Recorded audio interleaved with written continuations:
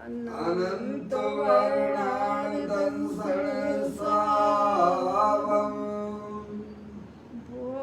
भोक्ष्यामि नियमसारं केवली श्रुत केवली वरदम् नमो करो अनंत उत्कृष्ट दर्शन ध्यान में जिन वीर को कहो नियम सार सो केवली श्रुत केवली पर कथित को।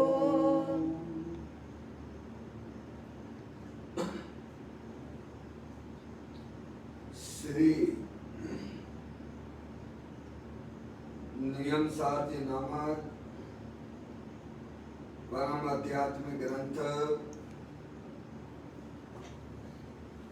स्वाध्याय 1 में विराजमान है। आज से 2000 वर्ष पहले आप जिस व्यक्ति से संपर्क करने की कोशिश इस कर रहे महान हैं, पवित्र वह ग्रंथ इस की समय रचना आपकी कॉल स्वीकार नहीं कर पा रहा है। आचार्य कृपया श्री कुछ समय गुरु पर देव द्वारा इसी पवित्र भूमि पर की गई और इसके टीकाकार पदम प्रमलधारी देव मुनराज हैं। ग्रंथ का नाम नियम सार है। नियम से करने योग्य कार्य अपनी आत्मा में सम्यक दर्शन, सम्यक ज्ञान, सम्यक चारित्र रूपी निर्मल पर्याय, पवित्र पर्याय, मोक्ष मार्ग रूपी पर्याय को प्रकट करना है, क्योंकि वह पर्याय स्वयं ही सुख स्वरूप है और अनंत सुख का कारण भी है। अनादि काल से हमारे आपके आत्मा में पर को अपना जानने वाली, पर को अपना मानने वाली, पर के साथ संबंध रखने वाली व्यक्ति से संपर्क करने की कोशिश कर ऐसी रहे हैं, मोराग वह इस समय रूपी आपकी कॉल स्वीकार नहीं कर पा रहा है। मलिन पर्याय, अपवित्र रूप पर्याय प्रकट है, जो स्वयं दुख स्वरूप है और अनंत दुख का कारण भी है। ऐसी मूराग देश रूपी मलिन पर्याय का अपनी आत्मा में से उस पर्याय का अभाव करना है और सम्यक दर्शन ज्ञान चारित्र वाली निर्मल पर्याय, पवित्र पर्याय, मोक्ष मार्ग रूपी पर्याय को प्रकट करना है। ऐसे कार्य की प्राप्ति जिनवाणी माता के द्वारा अपने आत्मा के स्वरूप को पहचानना, अपनी जो आत्म वस्तु है वह परद्रव, प्रभाव और पर्याय से विभिन्न एकमात्र अखंड ज्ञान ज्योति स्वरूप है। ऐसे गायक प्रभु परमात्मा का माँ जनवाणी माता के द्वारा परिचय करके तत्पश्चात शरीर रागादिक ये सब कर्मकृत वस्तुएं हैं, इनका हमारे आत्मा के साथ में किसी भी प्रकार का कोई संबंध नहीं है। इस प्रकार सम्यक वेद ज्ञान पूर्वक शरीर रागादिक की रुचि छोड़कर अंदर में जो अखंड ज्ञान ज्योति स्वरूप भगवान आत्मा है उसमें ही अपनापन स्थापित करना और उसी को ही निज रूप से जानना, उसमें ही अपने वर्तमान पर्याय को मग्न कराना, उसे ही अरिहंत परमात्मा ने धर्म कहा है। उसकी चर्चा आचार्य भगवंतों ने, मुनिराजों ने एक एक गाथा, उसकी टीका और कलशों के माध्यम से हमें अपने आत्मा के स्वरूप को यहाँ पर समझाया है। देखिएगा, यह परम आध्यात्मिक ग्रंथ है जिसका नाम श्री नियम सारजी है, जिसके 7वें अधिकार की चर्चा हम और आप यहाँ पर स्वाध्याय हेतु कर रहे हैं, जिसका नाम है शुद्ध निश्चय प्रायश्चित अधिकार, जिसके अंतर्गत 118वें नंबर की गाथा पूर्ण होने के बाद पदम प्रबंधधारी देव मुनिराज कलश लिखते हैं, उसको अपन यहाँ पढ़ते हैं। 189 रे रे अनादि संसार से जो समृद्ध कर्मों का वन भयंकर, उसे भस्म करने में है सबल जो अर मोक्ष लक्ष्मी की भेंट जो। सम सुखमयी चैतन्य अमृत अनंत धारा से जो लबालव, ऐसा जो तप है उसे संत गण सब प्रायश्चित कहते हैं निरंतर। देखो, यहाँ पर प्रायश्चित का स्वरूप चल रहा है। मुनिराज प्रायश्चित किसे कहते हैं उसकी चर्चा इस कलश में बताते हैं।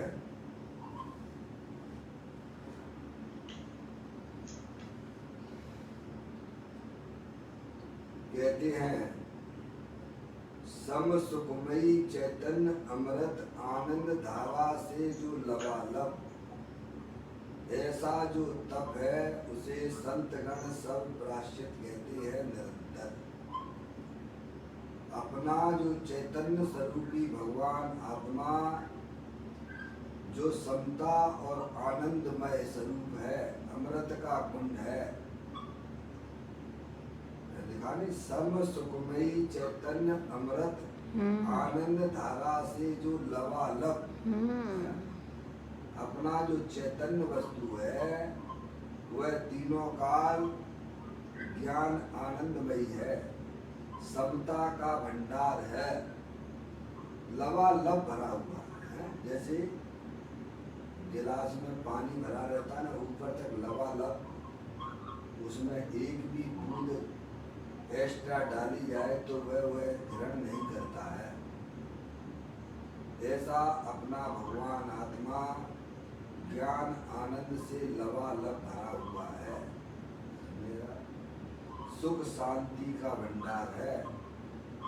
आचार्य अमृतचंद देव ने भी समय साल के कलशों में भी यह बात की है, इसे अपन हमेशा बोलते रहते हैं। 32वें नंबर का कलश, सुख शांत रस से लबालब है, ज्ञान सागर आत्मा, विभ्रम की चादर हटा, सर्वांग पर घट आत्मा। कैसा है वह भगवान आत्मा? कहते सुख शांति से लबालब भरा हुआ है। यहाँ पर भी पदम प्रबंधधारी देव मुनिराज उसी आत्मा की बात करते हैं कि प्रत्येक आत्मा सम सुखमयी चैतन्य अमृत आनंद धारा से जो लबालब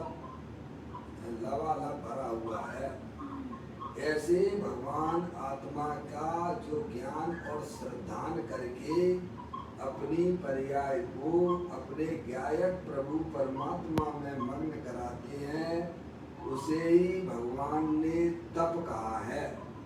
क्या भाई साहब, आप देखिएगा अंतिम 4 लाइनों को पढ़िए। सम सुखमयी चैतन्य अमृत आनंद धारा से जो लबालब, ऐसा जो तप है उसे संतगण सब प्रायश्चित कहते हैं निरंतर। क्या प्रायश्चित किसे कहते हैं?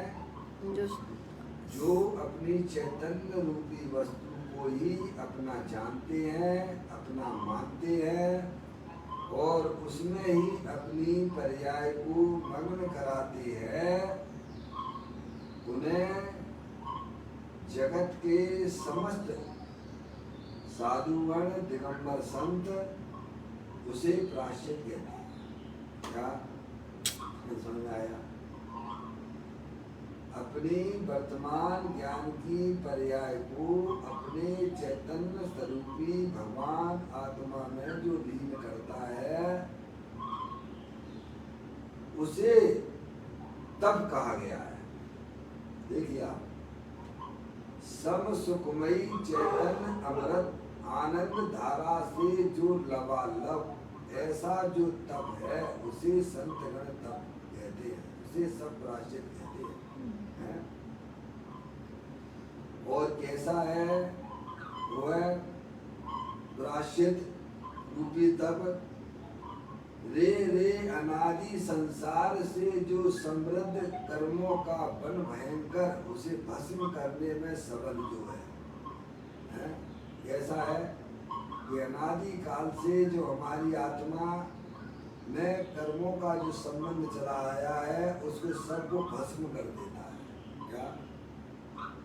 ज्ञान की धधकती अग्नि जलाई, ऐसा बोलते हैं। ज्ञान की धधकती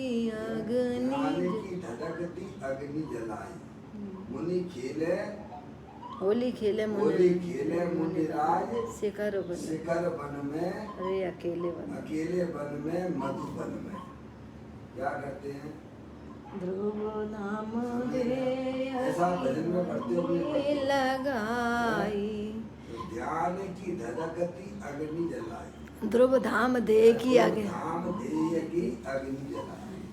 ध्यान की अपनी वर्तमान ज्ञान की पर्याय को जो अपना चैतन्य स्वरूपी भगवान आत्मा ज्ञान आनंदमयी वस्तु है, उसमें अपनी पर्याय को जो लीन करते हैं,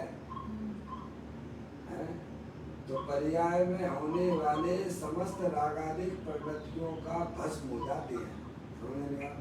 ये बात इस कलश में समझाई जा रही है। कहते हैं रे रे अनादि संसार से जो समृद्ध कर्मों का बन भयंकर, उसे भस्म करने में है सबल जो, और मोक्ष लक्ष्मी की भेंट होती है। समझ? पर्याय में होने वाले जो दुख रूपी पर्याय है, जो अनादि काल से चली आ रही थी, उसको वह भस्म कर देता है। क्यों? तब प्रायश्चित है। और पर्याय में वीतराग दशा की उत्पत्ति होती है, जो कि मोक्ष लक्ष्मी को प्राप्त कराने वाली है। दोबारा से पूरा कलश पढ़ता हूँ। रे रे अनादि संसार से जो समृद्ध कर्मों का बन भयंकर, उसे भस्म करने में है सबल जो, और मोक्ष लक्ष्मी की भेंट जो। वास्तविक तब वह कहलाता है जो पर्याय में होने वाले जो रागादिक परिणाम, जो कि अनादि काल से आत्मा के साथ में चले आ रहे हैं, उनको वह भस्म कर देता है और मोक्ष रूपी लक्ष्मी की प्राप्ति कराता है। सब सुखमयी चैतन्य अमृत आनंद धारा से जो लबालब, कैसा है वो? भगवान आत्मा सुख शांति स्वरूप वाला है, जिसे पंडित बनारसी दास जी ने अपने समय साल नाटक में यह बात बताई है। समता रमता उड़ता ज्ञायकता सुखवास वेदकता चैतन्यता ये सब जीव विलास। चैतन्य वस्तु कैसी है तो कहते समता और आनंद से लबालब भरी हुई है। ऐसे ज्ञायक प्रभु परमात्मा की जो जीव दृष्टि करता है उसकी पर्याय में भी जो वस्तु के अंदर भरा हुआ था वह पर्याय में व्यक्त हो जाता है। उसे ही भगवान ने तप कहा है, उसे ही वास्तव में प्रायश्चित कहा है। ये कलश में हमको समझाते हैं। चलिए अब अपन जो है पूज्य गुरुदेव श्री को यहाँ पर समझते हैं, वो बताते हैं। देखें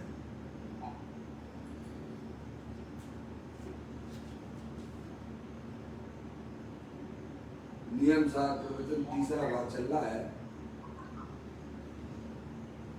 अनादि संसार से समृद्ध हुए कर्मों को जलाने के लिए यह शुद्धात्मा का तप महा अग्नि समूह के समान है।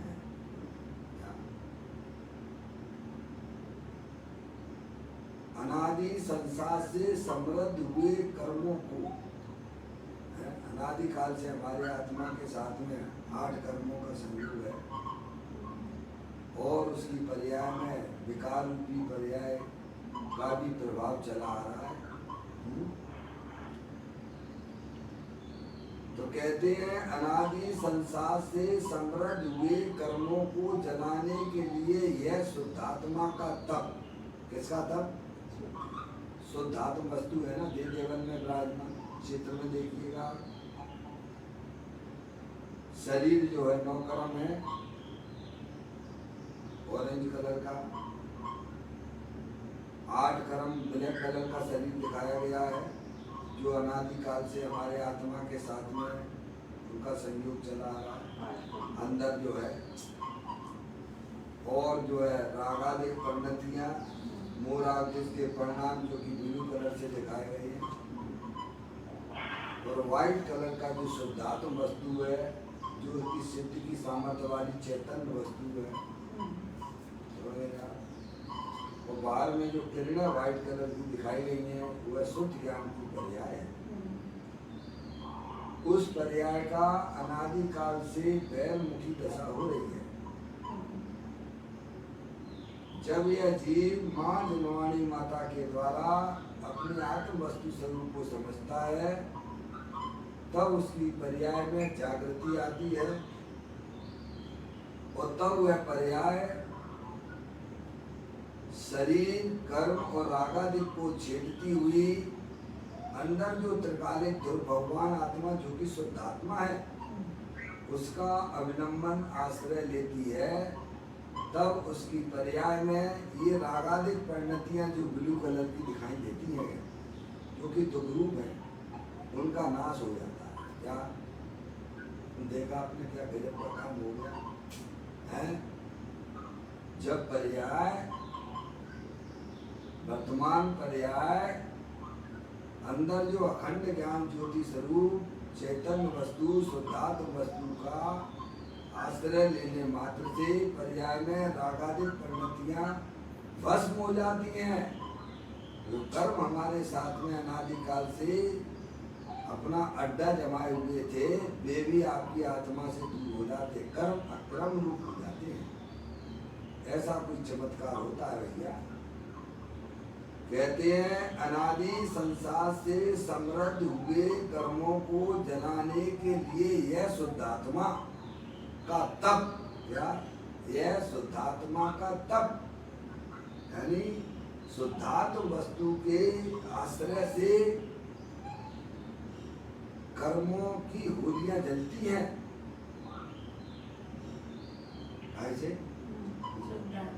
शुद्धात्मा के तप से, तप यानी क्या है, अपनी आत्मा में अपनी पर्याय को मग्न कराना, वही वास्तविक तप है। इच्छा निरोधो तपा, इच्छा का निरोध हो जाना और वीतराग दशा की उत्पत्ति होना वही वास्तविक तप है। और उस तप के द्वारा अनादिकाल से जो कर्मों का संबंध और संयोगी भाव चले आ रहे थे वे नष्ट हो जाते हैं। क्या हो जाती है भाई साहब? ऐसी अग्नि जलती है? आपको पता है एक बिल्लोरी नाम का वो कांच आता है, बिल्लोरी नाम का। हुकमचंद जी साहब,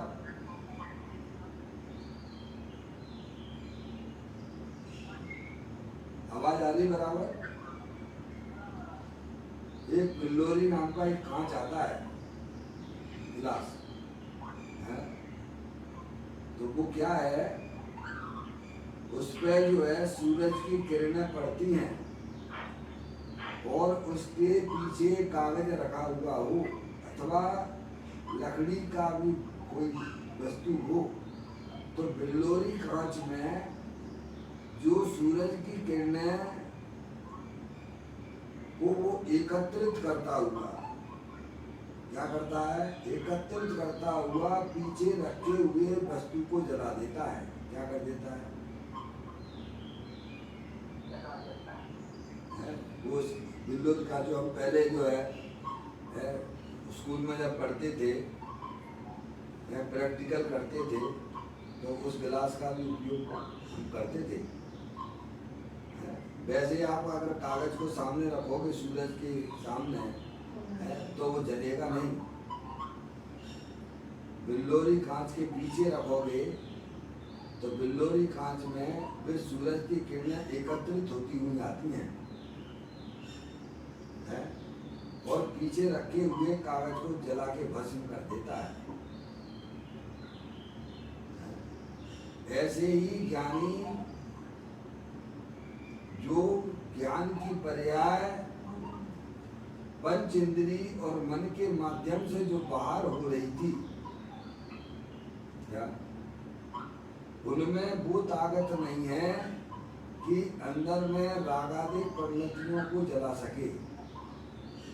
जो ज्ञान की पर्याय बाहर हो रही है पंच इंद्री और मन के माध्यम से, उस पर्याय में वो ताकत नहीं है कि वह रागादिक परिणतियों को जला सके।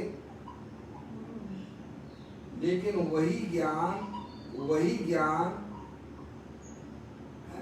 जब पंचेंद्री और मन के माध्यम से जब ज्ञानी भेद ज्ञान के द्वारा है भाई साहब बंद कर देता है। क्या कर देता है? अपने उपयोग को इधर-उधर, अपने उपयोग को, अपने ज्ञान की पर्याय को, अपने सुख ज्ञान की पर्याय को समस्त पद्रव्यों से समेटता हुआ रागादिक परिणामों की भी दृष्टि छोड़ता हुआ अंदर में जो अखंड ज्ञान ज्योति स्वरूप भगवान आत्मा है उसमें जब एकाग्र करता है तो रागादिक परिणतियां जल के भस्म हो जाती हैं। समझ में आया भैया? ऐसी शुद्ध ज्ञान में भी कला है। हम उसे कहाँ लगा रहे हैं बोलो? उस ज्ञान को कहाँ लगा रहे हैं? 24 घंटा पर का लक्ष्य करके पर के बारे में सोचा करते हो। क्या मिलेगा भाई साहब तुम्हें? पर्याय में दुख मिलेगा और क्या मिलेगा? और उसका कारण संसार है। समझ में आया भैया? यानी हमें यही समझाने का प्रयत्न कर रहे हैं इस तरह के माध्यम से, अनादि संसार से समृद्ध हुए कर्मों को जलाने के लिए यह शुद्धात्मा का तप माँ अग्नि समूह के समान है। कैसा है? शुद्धात्मा का तप कैसा तप है? क्या?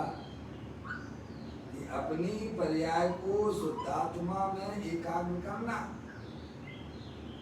उससे जो है ध्यान की धधकती हुई अग्नि है, समझ रहे हैं? वितराग रूपी अग्नि की प्राप्ति होती है। उससे रागादिक परिणतियां ध्वस्त हो जाती हैं जो अनादि काल से हमारी आत्मा की पर्याय में अड्डा जमाए हुए थी। समझ में आया भैया? इसको भगवान ने धर्म कहा है। वैर मुक्ता को भगवान ने कभी धर्म नहीं कहा है। वैर मुक्ता तो संसार है, शुभाशुभ भाव संसार है। तो कहते हैं अनादि संसार से समृद्ध हुए कर्मों को जलाने के लिए यह शुद्धात्मा का तप, किसका तप है ये मुकेश भैया? शुद्धात्मा का तप। देखिएगा एक एक शब्दों को थोड़ा समझने का प्रयत्न कीजिए। शुद्धात्मा का तप है, शुद्धात्मा का तप क्या मतलब क्या? जब पर्याय के बिना कोई द्रव्य नहीं होता है, ना कोई भी, ना तो चेतन अचेतन जितने भी जगत में पदार्थ है, कोई भी द्रव्य पर्याय के बिना नहीं होता है। और द्रव्य पर्याय के बिना नहीं होता, पर्याय द्रव्य के बिना नहीं होती है। अनादि अनंत शब्द है। पर्याय यानी परिणमन, द्रव्य यानी तीनों काल एक रूप रहने वाली वस्तु।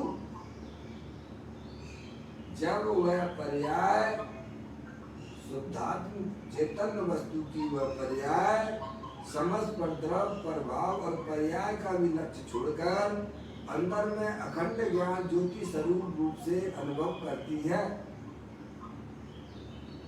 तब अनादि काल से जो रागादिक परिणतियां अपना स्थान पर्याय में बनाए हुए थी, उनका भी भस्म हो जाती हैं और भीतराग दशा आनंद दशा की प्राप्ति होती है।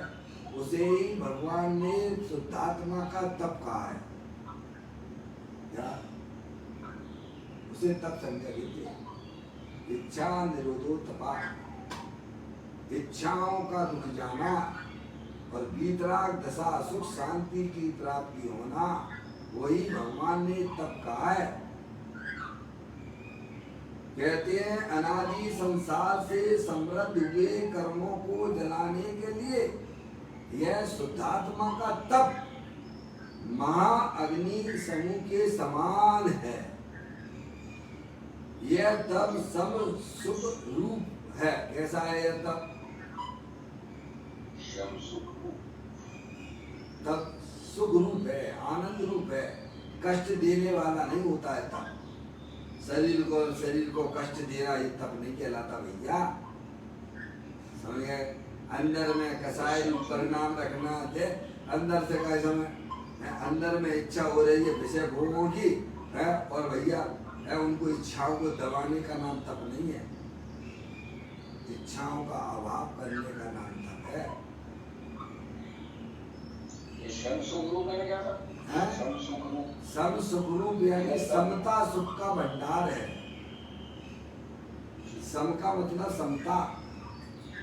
मोर आदेश के परिणाम रहित जो आत्मा में जो भीतराग रूप परिणति प्रकट होती है, वह समता रूप है।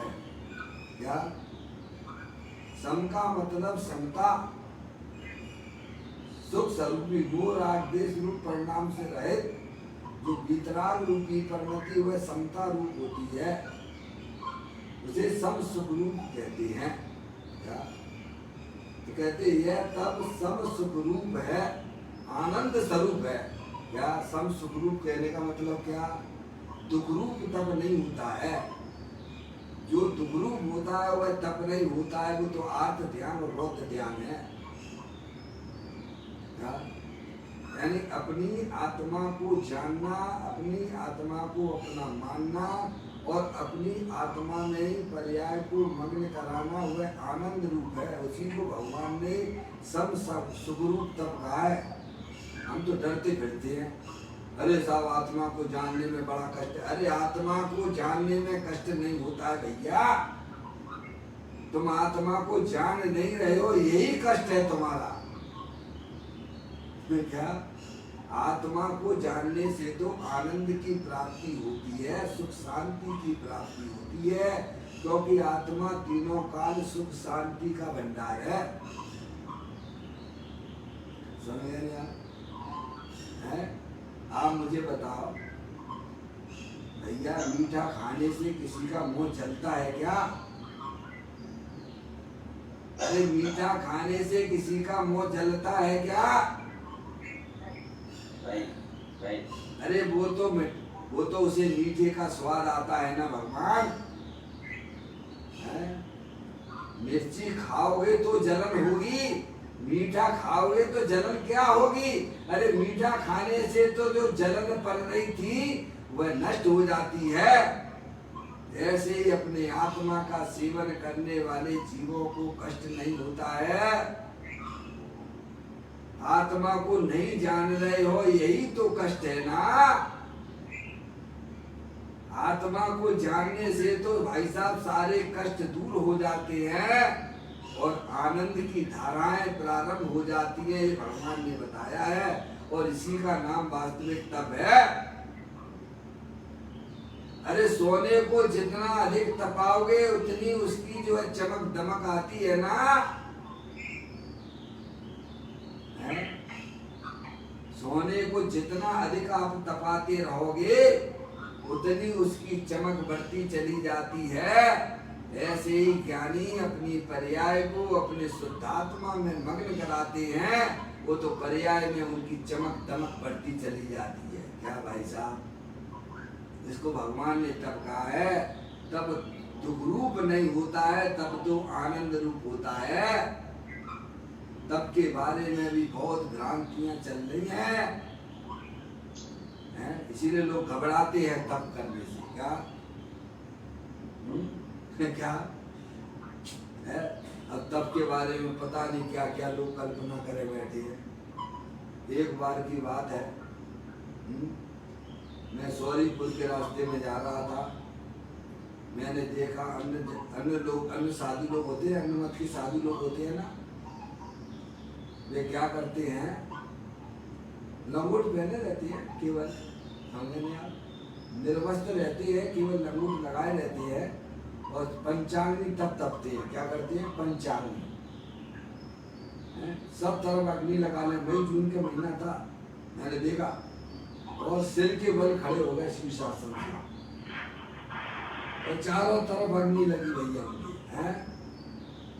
ऐसा तप माना। अरे शरीर को कष्ट देने का नाम तप नहीं है भैया। आत्मा में दुग्रूप रूपी परिणति को जलाना, अरे तब तो आनंद स्वरूप है, सुख स्वरूप है, क्योंकि आपने उस पर्याय ने अपने चैतन्य स्वरूपी भगवान आत्मा जो कि तीनों काल सुख स्वरूप है भाई साहब। तो कहते हैं यह तब सब सुख रूप है। कैसा है तब? किसे कहते हैं? तब तो आनंद स्वरूप है, समता रूप है, आनंद। देखो आप, देखो हमारे मुल्क आज देखा होगा आपने, कितने उपसर्ग आते हैं उनके पाप के उदय से भाई साहब, बिल्कुल शांति से चुपचाप बैठे रहते हैं, मरा हुआ सर्प भी डाल देते हैं तो भी अपनी जगह से हटती हैं क्या? नहीं। कोई कसाई करती हैं परिणामों में क्या है? महामृगालों के ऊपर कैसे कैसे बाहर में उपसर्ग होते हैं भैया, है? अग्नि जला दिया 5 पांडवों को, है? जलते हुए कड़े पहना दिए गए, 700 मुनराजों को घानी में पेल दिया गया। आपने कभी देखा उनकी पर्याय में दुख रूपी पर्याय देखी है? क्रोध मान माया लोभ वाली पर्याय कभी देखी है क्या? है पापा? पापा मम्मी, थोड़ा आवाज देते रहिए भैया। नहीं, भगवान को तो जो है 4 बजे मोक्ष रूपी पर्याय में ले लेगी। तुम समय दर्शन ही ले लो भाई साहब। आत्म जागृति को भगवान ने धर्म कहा है। सोने का नाम तो संसार है। क्या भाई साहब? पर्याय में प्रमाद की उत्पत्ति संसार का कारण है। पर्याय में आत्म जागृति को भगवान ने धर्म कहा है और वही वास्तव में हमारे दुख का अभाव करती है।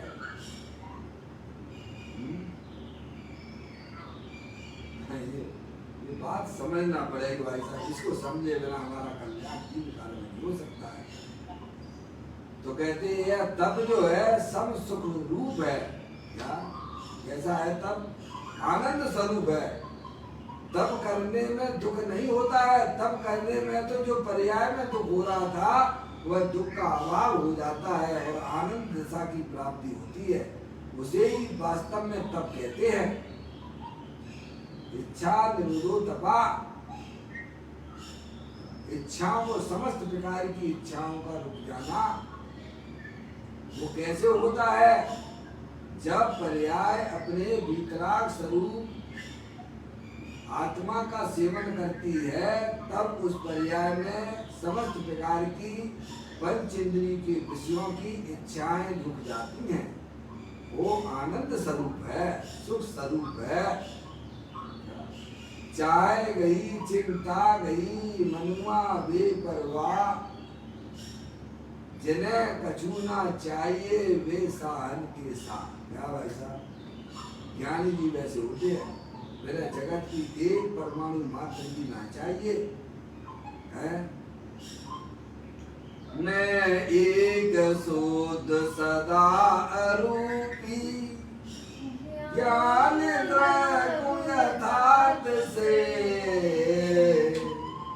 कुछ अन्य वो मेरा नहीं, परमाणु मात्र नहीं। अरे समय दृष्टि जीव नियत का साफ सुथरा होता है।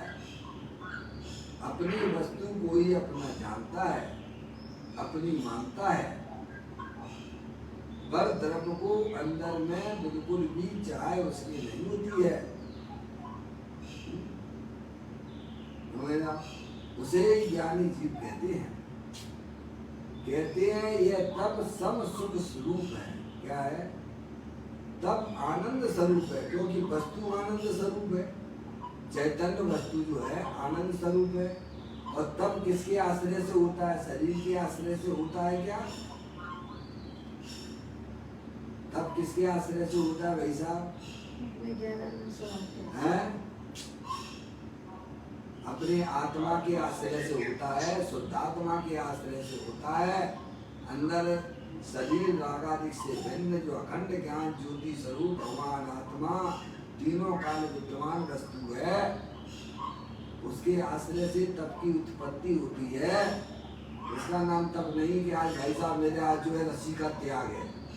क्या भाई साहब, वो तप नहीं है। वो तप नहीं कहा भगवान ने। तप तो आनंद स्वरूप है, सुख स्वरूप है और वह आत्मा के आश्रय से होता है। क्या भाई, वह शुद्धात्मा के आश्रय से होता है। ऐसे तप की उत्पत्ति अपनी जो शुद्धात्म वस्तु है, जो कि तीनों काल परद्रव प्रभाव और पर्याय से विभिन्न अखंड ज्ञान ज्योति स्वरूप है, उसका आश्रय लेने से, उसका सेवन करने से, शुद्धात्म वस्तु का सेवन करने से, शुद्धात्मा का आश्रय लेने से पर्याय में सुख शांति की प्राप्ति होती है, अतीन्द्रिय आनंद की प्राप्ति होती है। उसे भगवान ने तप कहा है। तप कभी भी दुख रूप नहीं होता है, तब तो आनंद स्वरूप होता है, क्योंकि वो पर्याय ने अपने ज्ञायक प्रभु परमात्मा जो कि आनंद स्वरूप है उसका आश्रय लिए हुए है। उसी को भगवान ने तप कहा है। यह तप सम सुख रूप है। फिर कहते उपशांतता के द्वारा आत्मा में लीनता बढ़ने पर कर्मों का क्षय होता है। कैसे?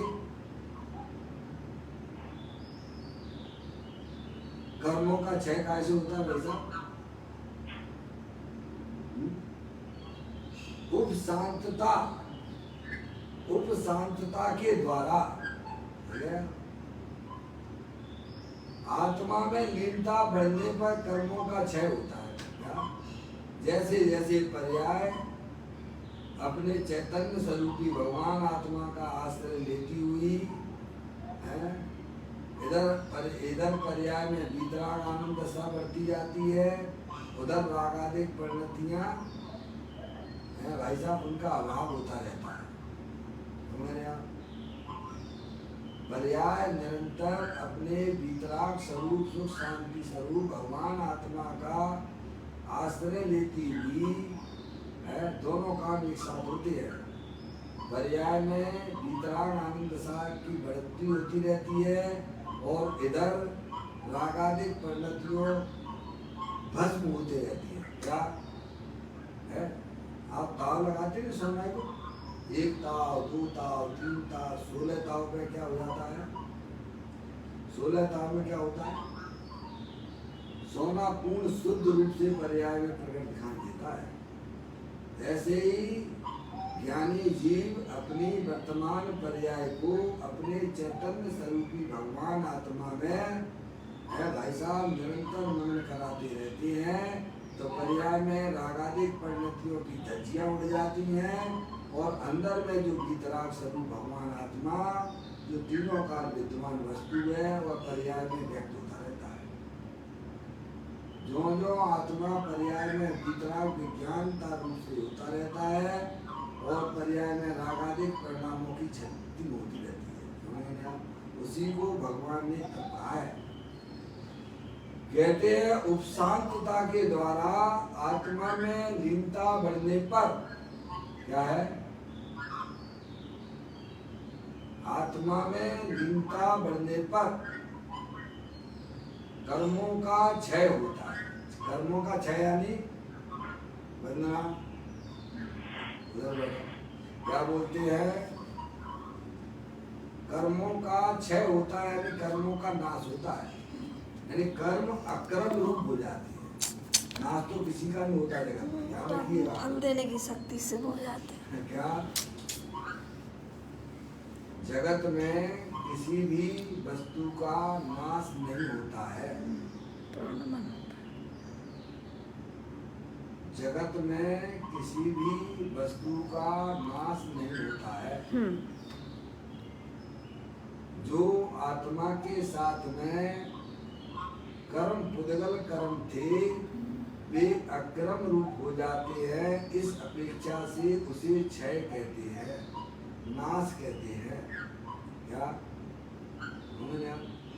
तो कहती है जब यह पर्याय अपने चैतन्य स्वरूपी भगवान आत्मा में लीन होती है तब उसकी पर्याय में वीतराग आनंद दशा की बढ़ोतरी होती रहती है और रागादिक परिणामों की छटनी होती चली जाती है और कर्म जो अपने आत्मा के साथ में आदि कर्म बने हुए थे वे अक्रम रूप हो जाते हैं, वे नाश को प्राप्त हो जाते हैं, यानी जली जेवरी बात हो जाती है। ही वास्तव में भगवान ने तब प्रायश्चित रूप कहा है।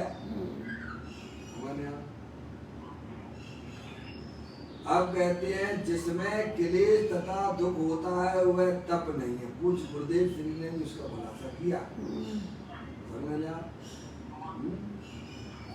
कुछ गुरुदेव श्री ने भी इस बात का यह खुलासा किया। अज्ञानी जीव तो काहे कि क्रस करने को ही तप कहता है। गुरुदेव श्री कहते हैं जिसमें क्लेश तथा दुख होता हुआ तप नहीं है। और अज्ञानी इसी को तप ध्यान का नाम और बौद्ध ध्यान का नाम तप नहीं है। तब तो वीतराग रूप परिणति है, समता रूप परिणति है, आनंद रूप परिणति है और वह परिणति अपने आनंद स्वरूपी भगवान आत्मा का सेवन करने से होती है, क्योंकि भगवान आत्मा तीनों काल ज्ञानानंद मूर्ति स्वरूप है, सुख शांति का भंडार है, शरीर में रहकर भी शरीर रूप नहीं होता है। पर्याय में रागादिक रूप परिणतियां होने पर भी वह रागादिक रूप नहीं होता है। ऐसा वीतराग आनंद स्वरूप भगवान आत्मा देव जीवन में शाश्वत रूप से विद्यमान है। ऐसे गायक प्रभु परमात्मा की दृष्टि करने से पर्याय में वीतराग आनंद दशा की प्राप्ति होती है, रागादिक भावों की छटनी हो जाती है। क्या इसका नाम भगवान ने तब कहा। कहते हैं क्लेश तथा दुख होता हुआ तब नहीं है। मैं समझ नहीं आया। वो तो आर्त ध्यान है। क्या है? अर्थ वो तो संसार का कारण है। दुखी रहना ये आत्मा का धर्म नहीं है। आत्मा का धर्म आनंद में रहना है। सही बात। धर्म में कैसे रहना है?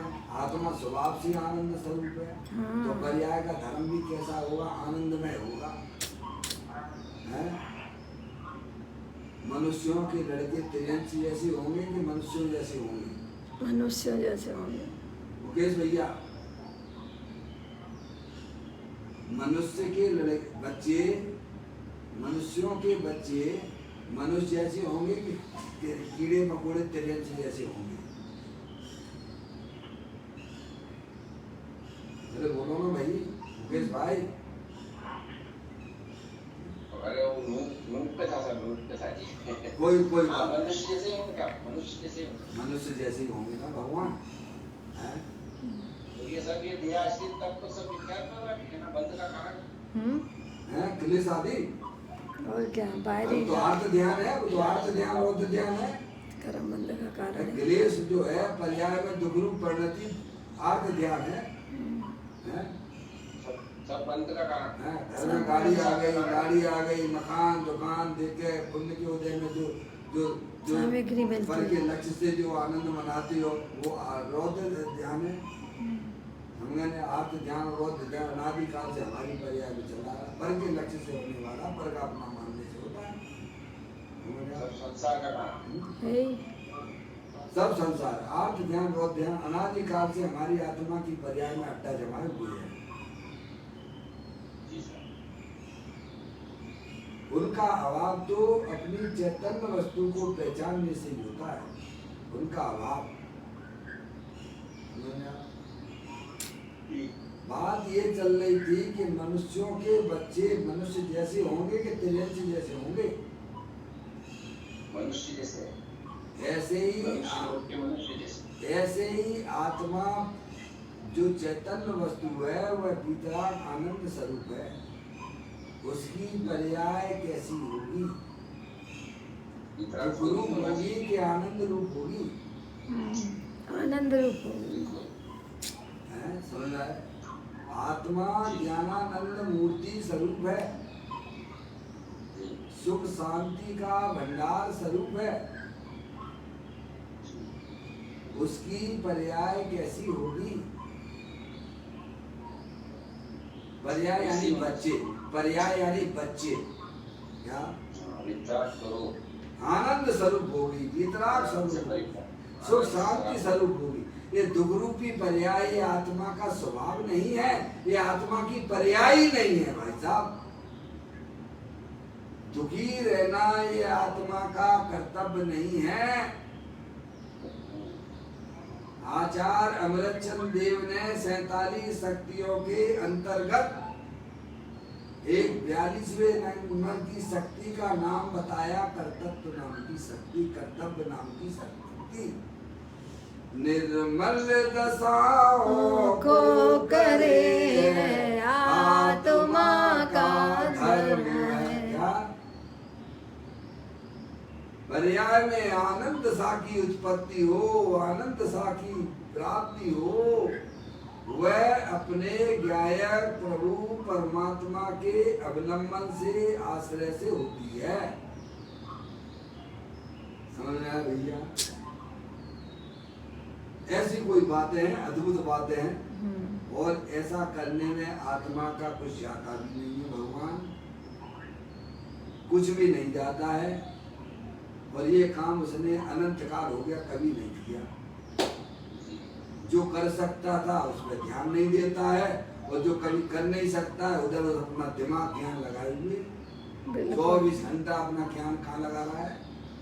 बेरमुखी शरीर की संभाल में लगा हुआ है, पर द्रव्यों को संभालने में लगा हुआ। मूर्ख है। रहेगा तो तू आत्मा ही। ऐसा नहीं है कि भाई साहब पर की संभाल में तुम जो है पर द्रव्य तुम्हें मिल जाएगा। क्यों ना अपनी आत्मा की संभाल करो भाई साहब। विवेकी बनो, चतुर बनो। अपनी चैतन्य वस्तु को पहचानो। यानी जीव यही काम करते हैं, अरिहंत परमात्मा के द्वारा अपनी चैतन्य वस्तु को पहचान कर निरंतर उस चैतन्य वस्तु में ही अपनी पर्याय को रमण कराते हैं। ये होता अकल का काम, यही चतुराई है।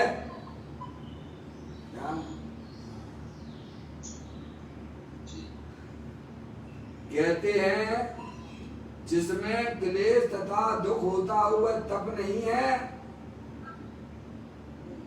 वह तो संसार रूप पर्याय है। वो है? दुख रूपी पर्याय आत्मा का कर्तव्य नहीं है। आत्मा का कर्तव्य तो भीतरा रूप पर्याय में है, आनंद रूप पर्याय की उत्पत्ति करना। यह आत्मा का, प्रत्येक आत्मा का कर्तव्य है। दुख का तो अभाव करना है, नाश करना है, और वह होता है अपने चैतन्य स्वरूपी भगवान आत्मा, जो कि तीनों काल वितराग आनंद स्वरूप है। उसको उसकी दृष्टि करो, उसका ज्ञान करो, उसमें पर्याय की भ्रमणता करो। कहते हैं जिसमें क्लेश तथा दुख होता हुआ तप नहीं है, चैतन्य के आनंद रस में लीनता रूप तप में जो शांति है वह सहज समता है। क्या काय में समता है? चैतन्य के आनंद रस में लीनता रूप तप में तो शांति है। क्या? अरे अंतर्मुक्ता में शांति है भाई साहब। वैर मुक्ता में तो हमेशा दुख ही दुख है। दूसरे के बारे में सोचते रहो, दूसरे के बारे में विचार करते रहो, है उसी को देख के इस लड़के ने ऐसा किया, इस लड़की ने ऐसा किया, है भाई साहब। क्यों? पैसा कमाने में तो पापा मम्मी पापा हैं, आवाज नहीं आ रही। पैसा कमाने में दुख है कि सुख है? अरे बोलो।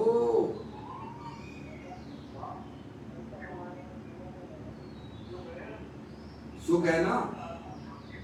पैसा कमाने में सुख है, दुख है। और फिर भी ये तो ऐसा हो गया है, रोता जाता है और मिर्ची को खाता जाता है।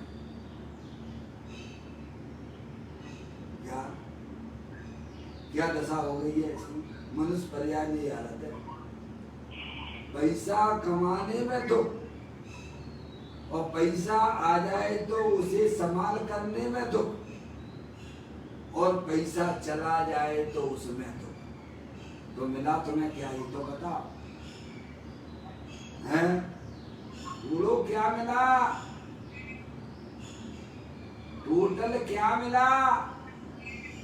अरे पर्याय को दुख मिला, जो कि अनंत संसार का कारण है, और अपने आत्मा को जानने में सुख, अपने आत्मा को अपना मानने में सुख है, और अपनी पर्याय में निरंतर अपने पर्याय को मग्न कराना, उसमें सुख है। और ये परमानेंट सुख है। ये सुख कोई तात्कालिक नहीं है ये, क्योंकि चैतन्य वस्तु परमानेंट है। हाजरा हजूर भगवान छे है, तो पर्याय भी जो आत्मा का अवलंबन लेती है, वह पर्याय भी अनंत काल में, सारी अनंत काल के लिए सुखरूप वर्णन करती है वो पर्याय। समझिए आप? अरे अमृत का सेवन करने वाला भी अमर होता है ना। पर्याय में अपने चैतन्य स्वरूपी भगवान आत्मा का आश्रय लिए हुए है, तो पर्याय भी सारी अनंत काल के लिए सुखरूप वर्णन करती है। कहते हैं चैतन्य के आनंद रस में लीनता रूप तब में तो शांति शांति शांति शांति शांति शांति शांति शांति शांति शांति शांति शांति है। क्या है भैया? शांति अपन कहाँ ढूंढते फिरते हैं। हुक्मचंद जी साहब हमारे विद्वान है, हुक्मचंद जी साहब, शरीर की इनकी उम्र है 80 साल। इन्होंने सब ग्रंथों को पढ़ लिया है। अब तो सारभूत तत्व का सेवन क्यों भगवान?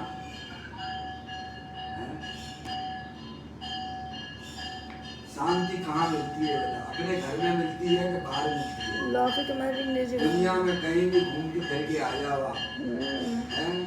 मुकेश भैया जी साहब, दुनिया में कहीं भी घूम फिर के आ जाओ, शांति आपको कहाँ मिलेगी? ईमानदारी से अपने खुद में अपने आत्मा है। वो है ना साहब, वो है ना थोड़ा मौकों का ढूंढे ढूंढने हो तो तेरे पास हमें मंदिर ना खावे। एक चिड़िया के बच्चे 4 पंख पसारे निकले बाहर, पूरब से पश्चिम को जात, उत्तर से दक्षिण को जात, आकर माँ को हाल सुना कि देख लिया सारा संसार, अपना घर है सबसे प्यारा। समझ में आया? ऐसे ही ज्ञानी कहते हैं अपना भगवान आत्मा सुख शांति का भंडार स्वरूप है।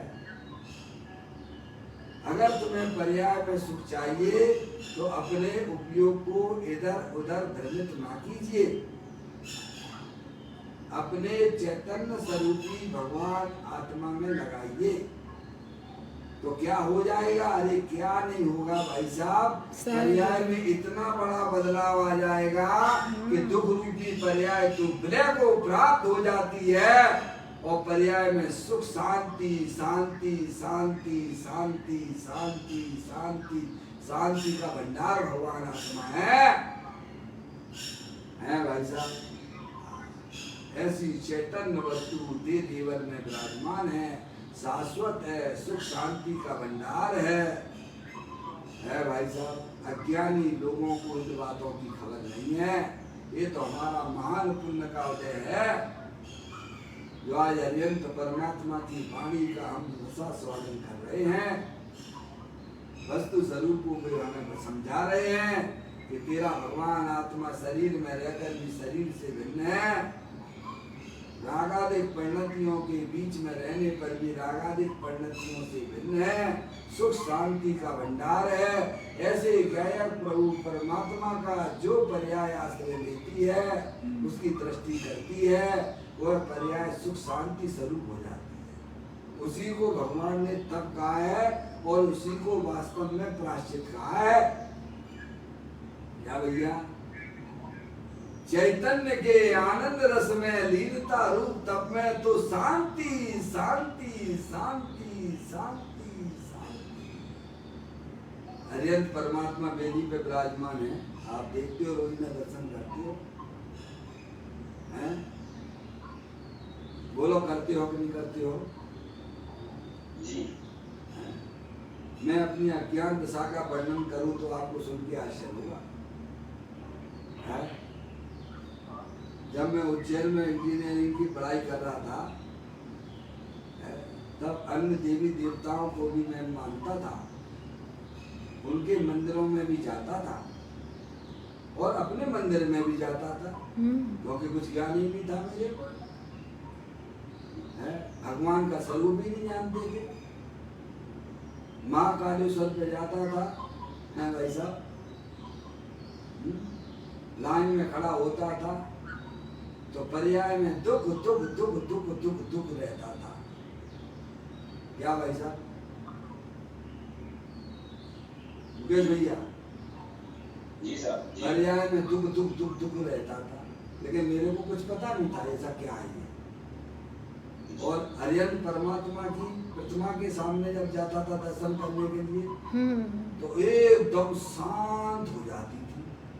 तो मैं यही नहीं समझ पा रहा ऐसा क्या होता है। ना तो मुझे द्रव्य का पता, ना द्रव्य में रहने वाले गुणों का पता, और ना मुझे पर्याय का पता। पर इतना ज्ञान जरूर हो रहा था कि भाई साहब यहाँ आने पर बड़ा दुख होता है और भगवान अरिहंत परमात्मा की प्रतिमा के सामने खड़े होने पर बड़ा अच्छा लगता था, शांति लगती थी। ये क्या, उस समय मेरे को कुछ भी नहीं पता था, ना तो द्रव्य का पता, ना द्रव्य में रहने वाले गुणों का पता और ना पर्याय का पता। पर इतना जरूर लगता था कि भाई साहब ऐसा क्या होता है, ऐसा वहां जाते हैं तो दुख ही दुख लगता है पर्याय में, और यहाँ अरिहंत परमात्मा के पास दर्शन करने मात्र से शांति शांति शांति हो जाती है। ऐसा क्या, ऐसा कोई निमित्त निमित्तिक संबंध है?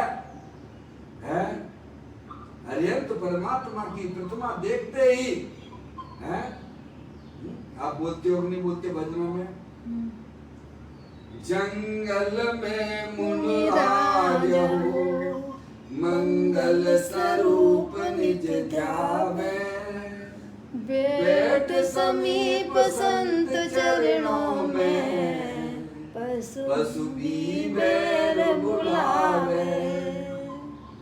अरे अरे सिंगनी गौवत्सों को, अरे सिंगनी गौवत्सों को स्तनपान कराती,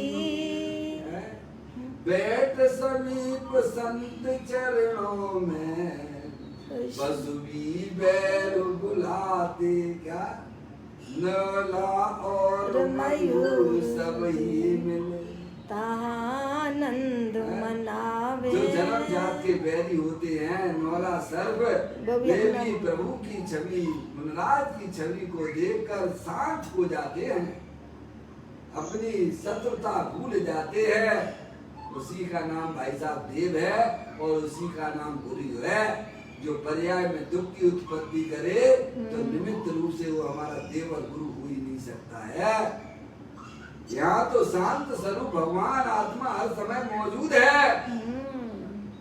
अरिहंत परमात्मा हमको बतलाते हैं कि तेरा भगवान आत्मा शरीर में रहकर भी शरीर रूप पर मन नहीं करता है, रागों के बीच में रहने पर भी राग रूप पर मन नहीं करता है। ऐसा शांत स्वरूप वितराग स्वरूप भगवान आत्मा देव देवन में विराजमान है। उसकी दृष्टि मात्र से पर्याय में शांति की प्राप्ति होती है। सही बात है भाई साहब। कहते हैं चैतन्य के आनंद रस में लीनता रूप तब में तो शांति शांति शांति भरी हुई है। अरे पर्याय का सुख तो अंतर्मुखी अपने गायक प्रभु परमात्मा के साथ में रहने में है। सहज समता है। अब कहते हैं यह तपश्चरण मोक्ष लक्ष्मी को प्राप्त कराने के लिए। और क्या मिलता है भाई साहब? पर्याय में दुख का अभाव हो जाता है भाई साहब, मोक्ष लक्ष्मी परिणामों की तो तत्काल हानि हो जाती है और वितराग दशा की प्राप्ति हुई पर्याय में। जैसे आपने लाइट जलाई कमरे की तो अंधकार भाग गया, प्रकाश की उत्पत्ति हो गई। ऐसे ही जब पर्याय में जागृति आ गई कि मैं शरीर नहीं हूँ, मैं मनुष्य नहीं हूँ, मैं स्त्री नहीं हूँ, मैं तो एकमात्र अखंड ज्ञान ज्योति स्वरूप हूँ। ऐसी जब पर्याय में जागृति आ जाती है तब उसकी पर्याय में संकलेश परिणामों की तत्काल उसकी हानि हो जाती है और वितराग आनंद दशा की प्राप्ति होती है। तो कहते हैं और वह वितराग दशा जो है बढ़ती बढ़ती मोक्ष लक्ष्मी को प्राप्त कराती है। जैसे दूज का चंद्रमा देखा है बाबूलाल जी साहब? दूज का चंद्रमा है वो देखो। दूज का चंद्रमा बढ़ता बढ़ता बढ़ता बढ़ता बढ़ता बढ़ता बढ़ता बढ़ता हर समय बढ़ रहा है। क्या तीज के दिन देखोगे तो और बड़ा दिखाई देगा, चौथ के दिन देखोगे तो और बड़ा हुआ दिखाई देगा। तो अंधकार का अभाव होता जाता है, प्रकाश बढ़ता जाता है। ऐसा ही तो होता है ना भगवान। सूरज का चंद्रमा बढ़ता बढ़ता बढ़ता बढ़ता बढ़ता सनई सनई बढ़ता बढ़ता बढ़ता प्रकाश बढ़ता रहता है, अंधकार कम होता चला जाता है और एक समय ऐसा आता है कि अंधकार पूरा गायब हो जाता है और चंद्रमा पूर्ण चंद्रमा के रूप में है भाई साहब दिखने लगता है। ऐसे ही अपनी पर्याय को जो अपने चैतन्य स्वरूपी भगवान आत्मा ने मग्न कराते हैं, उनकी ज्ञान की पर्याय में सुख शांति निरंतर बढ़ती जाती है, दुख रूपी आश्रम तत्व का अभाव होता चला जाता है और वह बढ़ता बढ़ता बढ़ता बढ़ता केवल ज्ञान और मोक्ष रूपी पर्याय को प्राप्त कराता है। भैया ऐसा है कोई स्वरूप। तो कहते हैं यह तपश्चरण मोक्ष लक्ष्मी को प्राप्त कराने के लिए है। काय के लिए है? मोक्ष रूपी पर्याय है भाई साहब। क्या कहना? मोक्ष रूपी लक्ष्मी जिसका कभी अभाव नहीं होना है। अच्छा सिद्ध भगवान है, सिद्ध भगवान अपने ही जैसे हैं।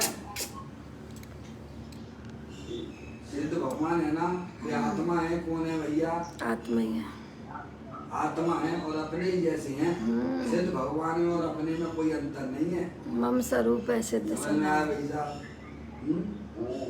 और उनके पास में इतनी सुंदर पर्याय चल रही है, रहिए अनंता अनंत काल यथा तथा से बताइए।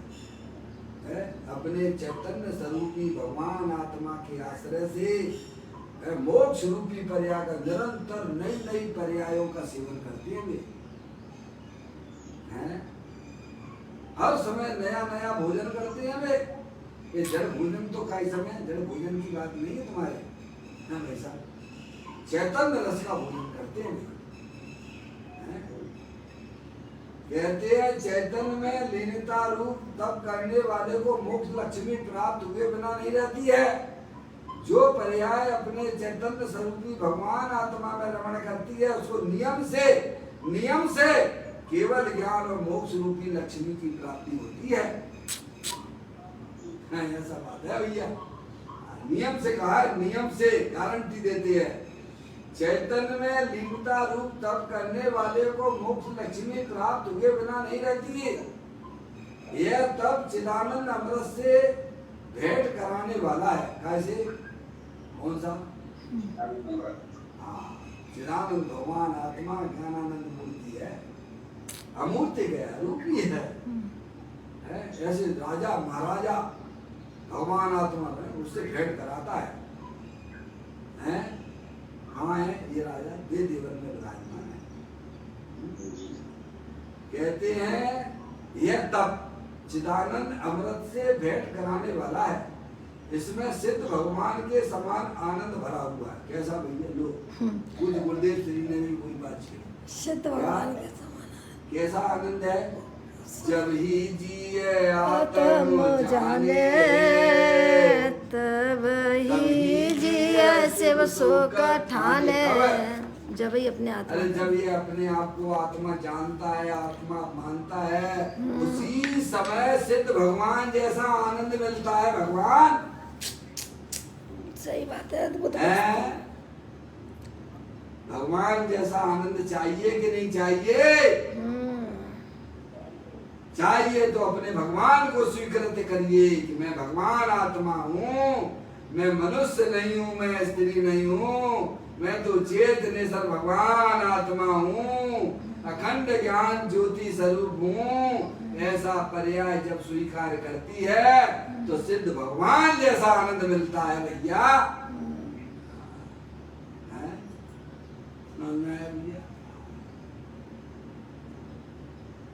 कहते हैं इसमें सिद्ध भगवान के समान आनंद भरा हुआ है।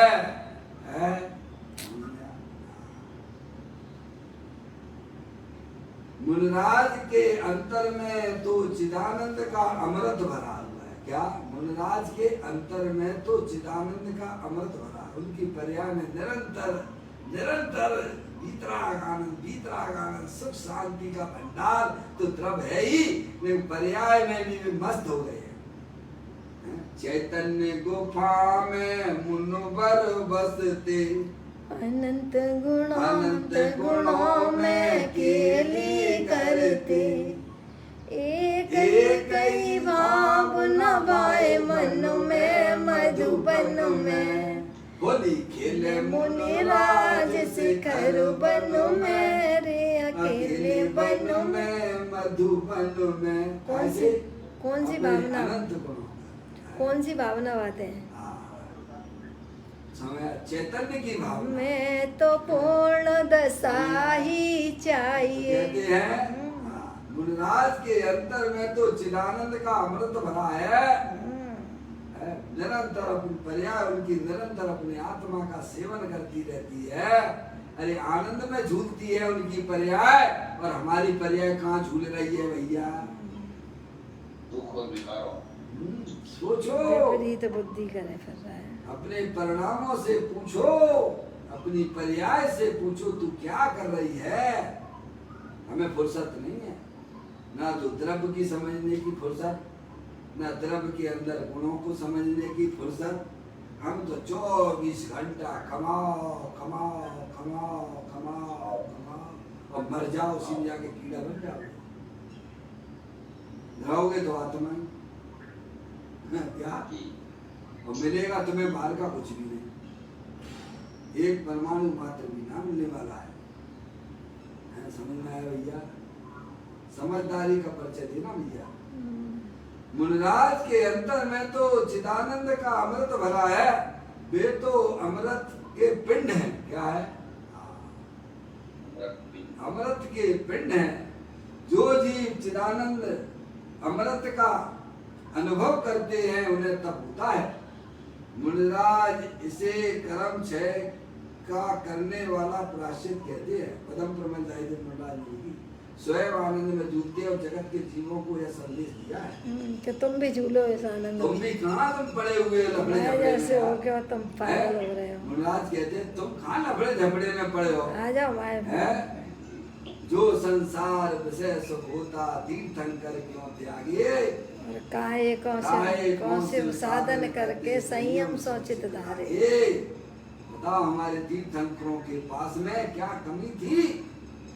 बाहर का वैभव कितना, और शरीर भी निरोगी, चमकता दमकता हुआ शरीर, और उसकी शक्ति भी शरीर की इतनी विशाल कि पूरे देव गति के देव भी अगर उनकी उंगली टेढ़ी को सीधी ना कर पाए, इतना उनके शरीर का बल था।